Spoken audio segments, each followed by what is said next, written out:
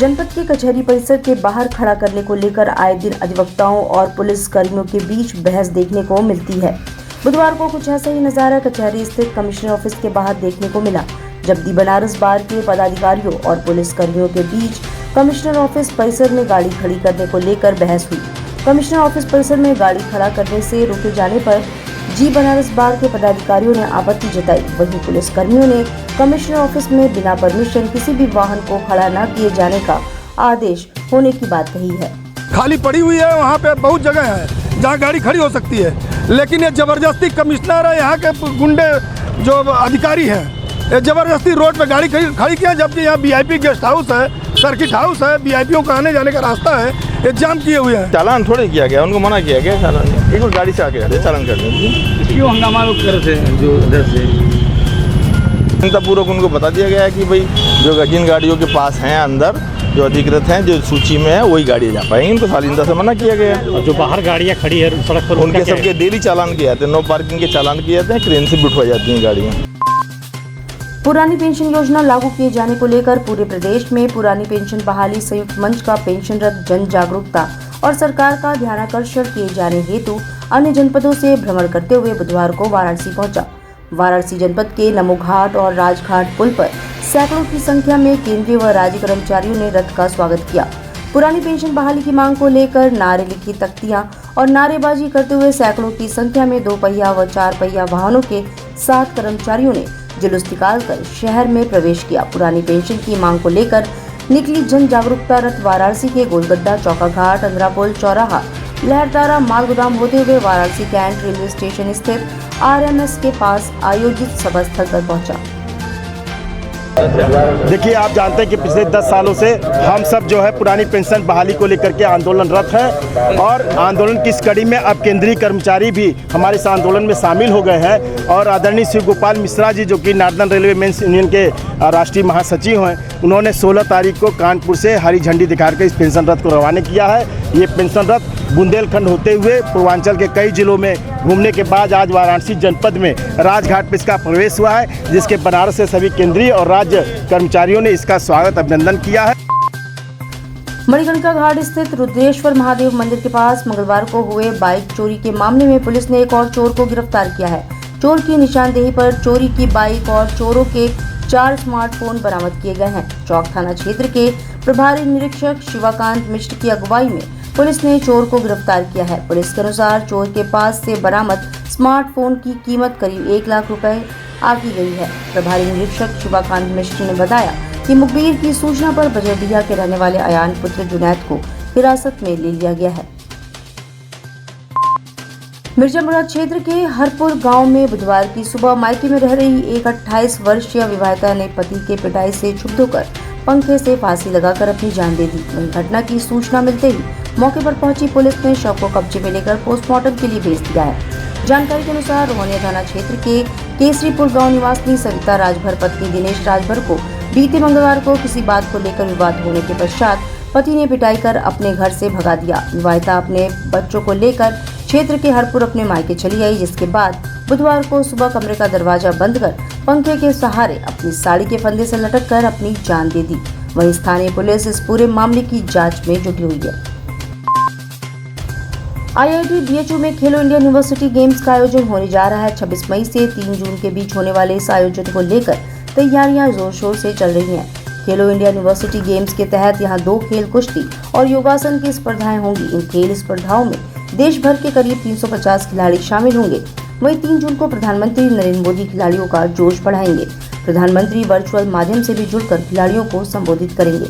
आयोजन समिति के अनुसार प्रतियोगिता के उद्घाटन समारोह में केंद्रीय खेल मंत्री अनुराग ठाकुर मौजूद रहेंगे। वहीं उत्तर प्रदेश के मुख्यमंत्री योगी आदित्यनाथ को भी समारोह में आमंत्रित किया गया है। अपने विवादों से सुर्खियों में रहने वाले समाजवादी पार्टी के नेता स्वामी प्रसाद मौर्य एक बार फिर सुर्खियों में आ गए हैं। स्वामी प्रसाद मौर्य के द्वारा साधु संतों की तुलना आतंकवादियों से किए जाने वाले बयान के खिलाफ काशी के संतों में आक्रोश का माहौल है। वाराणसी के स्थित डुमराबाग कॉलोनी के सुमेरु पीठाधीश्वर शंकराचार्य नरेंद्रानंद सरस्वती ने स्वामी प्रसाद मौर्य के बयान पर आपत्ति जताते हुए सरकार से स्वामी प्रसाद मौर्य के ऊपर देशद्रोह का मुकदमा दर्ज करवाने की मांग की है। स्वामी प्रसाद मौर्य के बयान को लेकर बुधवार को संत समाज द्वारा बुद्धि शुद्धि यज्ञ का आयोजन किया गया। शत्रु एक साथ रहें, सब शत्रुता का परित्याग हो जाए, कटुता का परित्याग हो जाए, तो यही राम राज्य का वैचित्र्य है, राम राज्य का तात्पर्य था। लेकिन ये लोग समझते नहीं हैं, अनर्गल कलाप करते हैं। ऐसे लोगों पर 3rd डिग्री का प्रयोग होना चाहिए और इनको जेल में होना चाहिए। इन पर IPC धाराओं के तहत कठोर से कठोर कार्रवाई होना चाहिए। प्रधानमंत्री नरेंद्र मोदी के द्वारा भारत को वर्ष 2025 तक टीबी मुक्त बनाने के आह्वान पर उत्तर प्रदेश सरकार तेजी से कार्य कर रही है। इसी क्रम में उत्तर प्रदेश के आयुष एवं खाद्य सुरक्षा राज्य मंत्री डॉक्टर दयाशंकर मिश्र दयालु ने बुधवार को राष्ट्रीय क्षय उन्मूलन कार्यक्रम के अंतर्गत जनपद स्तर पर टीबी मुक्त पंचायत अभियान का शुभारंभ किया। अभियान जिला प्रशासन व स्वास्थ्य विभाग के संयुक्त प्रयास एवं पीरामल फाउंडेशन के संपूर्ण सहयोग से शुरू हुआ। इसके साथ ही जागरूकता के उद्देश्य पीरामल फाउंडेशन के सहयोग से संचालित मोबाइल वैन को भी आयुष राज्य मंत्री ने हरी झंडी दिखाकर चोलापुर के लिए रवाना किया। टीबी मुक्त पंचायत अभियान जनपद में पायलट प्रोजेक्ट के रूप में चोलापुर ब्लॉक से शुरू किया गया है। आरा जिला विकासखंड क्षेत्र के असवारी गांव के रोहित पटेल का चयन IAS पद पर होने पर बुधवार को पूर्व राज्य मंत्री सुरेंद्र सिंह पटेल तथा पूर्व रोहनिया विधायक महेंद्र सिंह पटेल ने उनके पिता राजेश पटेल तथा उनकी मां मुनीता देवी को धन्यवाद देते हुए IAS पद पर चयनित रोहित पटेल को माला पहनाकर व स्मृति चिन्ह देकर बधाई दिया। उनके उज्जवल भविष्य की कामना करते हुए बहुत ढेर सारी शुभकामनाएं और बधाई दी।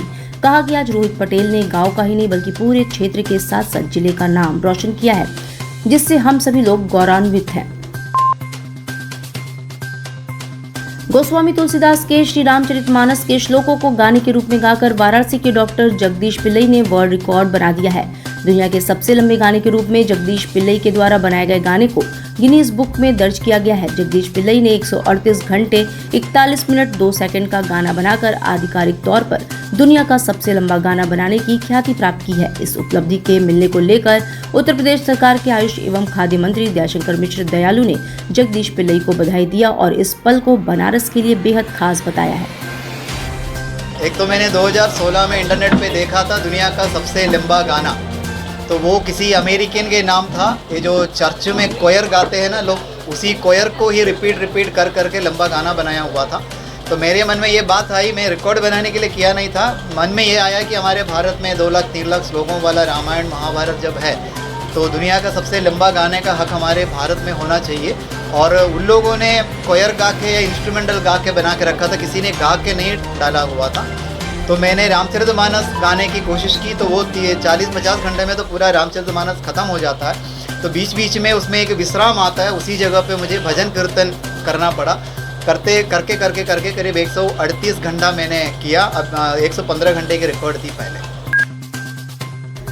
भगवान शिव ने हजारों वर्ष पहले जिस आनंद कानन को बसाया था उसे आज हम कई नामों से जानते हैं। इन नामों में सर्वाधिक प्रचलित और सरकारी नाम वाराणसी का जन्मदिन है।